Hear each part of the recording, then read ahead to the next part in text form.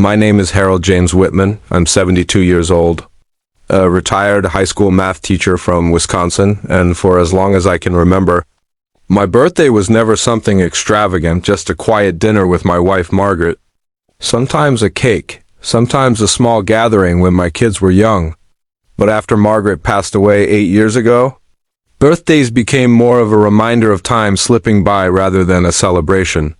Still, I always hoped my children, Michael, Sarah, and Jennifer, would remember the man who worked double shifts to put them through school, the man who stayed awake at night when they were sick, the man who sold his truck to pay for Michael's college books, and the man who never missed a single recital, game, or award ceremony. But this year became the one that changed everything. Because for the first time in my entire life, my birthday was ignored completely. Not a call, not a text, not even a half-hearted message on Facebook.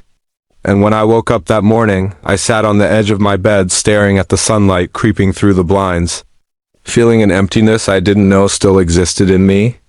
I made coffee, sat at the kitchen table alone, and looked at the framed photo of Margaret on the wall, a photo from our 40th anniversary, where she was laughing at some joke I probably mistled, and I whispered to her, "Looks like it's just you and me again, sweetheart," trying to keep my voice steady. Around noon, I checked my phone again, nothing. By evening, I finally accepted that my birthday meant more to me than to the children I raised. And though I wasn't angry, the disappointment ran deep, like a slow ache in the bones, and I decided something quietly, something that would forever change the future of my family. I would finalize the will I had rewritten last year after seeing how distant my children had become, how visits turned into obligations, how weekends became excuses, how my grandkids barely knew who I was because I only saw them on holidays, if even that.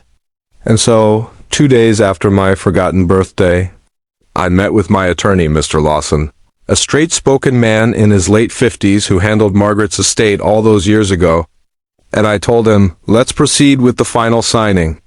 I'm done waiting for them to care." And he nodded with that subtle empathy older men share.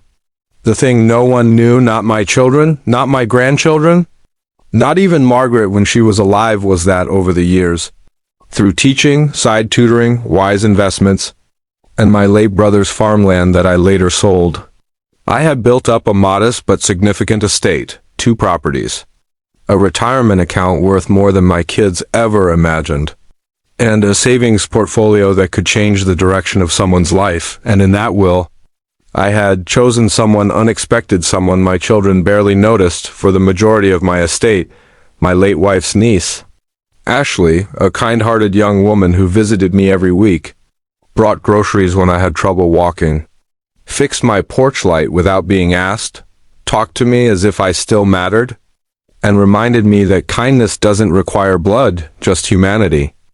After signing the final documents, Lawson suggested that I schedule the official will reading for the family. And though I didn't want drama, I agreed it was necessary, because I wanted them to hear the truth with their own ears. So, a week later, he called my children and told them to gather at his office for an important legal matter regarding my estate. And suddenly, miraculously, they all remembered my existence. Michael called first, sounding rushed. "Dad, is everything okay? Why didn't you tell me something was going on?" And I simply replied, "You didn't call me on my birthday. Why would you call any other day?" Leaving him in stunned silence. Sarah left a voicemail crying, "Dad, I'm sorry. I've been so busy with the kids," which was the same excuse she had used for the past 4 years. And Jennifer didn't say sorry at all, just asked bluntly, "Is this about inheritance?" Making her intentions clear. The day of the reading came, and I arrived early, sitting quietly in Lawson's leather chair, feeling strangely calm, as if the truth had already lifted a weight from my shoulders. When my children walked in, their faces carried a mix of worry and expectation. Worry that something was wrong with me, expectation that something valuable waited for them, and they all started asking questions at once. "Dad, are you sick? Why didn't you tell us anything? What's going on?" But before I could answer, the door opened again, and in walked Ashley with her calm smile, holding a coffee she had picked up from me on the way. The look on my children's faces shifted instantly: confusion, suspicion, irritation, because they couldn't understand why she was there. Lawson finally entered the room, placed the folder on the desk, and began reading the formal introduction of the will, describing my assets in detail. And I watched carefully as my children's eyes widened at amounts they didn't know existed. Then came the moment, the part I had rewritten after years of silent neglect, when Lawson read aloud, "To my niece-in-law, Ashley Walters, who has cared for me, supported me, and stood by me without expectation, I leave the primary residence, 70% of my savings portfolio, and full ownership of the Whitman Lake cabin." And the room exploded. Sarah stood up first, shouting, "What? She's not even family." And Michael slammed his hand on the table, saying, "Dad, how could you do this to your own children?" While Jennifer paced the room like she was rehearsing an argument she had prepared for years. But I sat still, hands folded, watching them fall apart, not because they loved me, but because they lost what they assumed was promised to them. Then Lawson continued reading, "To my children, Michael, Sarah, and Jennifer, I leave the remaining 30% of my assets, to be divided equally among them, with the note that love cannot be inherited, only earned." And silence fell so heavy it felt like gravity doubled. Tears welled in Sarah's eyes, not from love, but frustration. Michael looked betrayed, as if I owed him everything simply because he was the eldest. Jennifer stared at Ashley with a glare sharp enough to cut stone.